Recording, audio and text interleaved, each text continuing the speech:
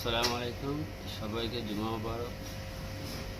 আজকে একটা কথা বলবো, এটা না বলে নয়।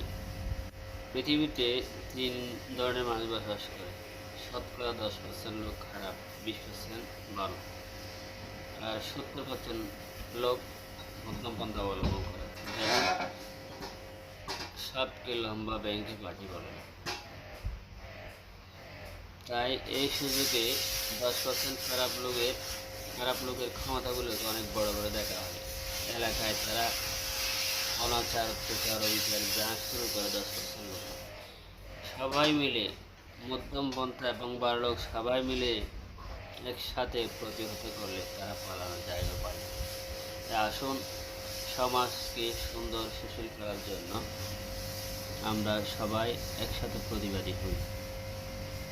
সবাইকে ধন্যবাদ।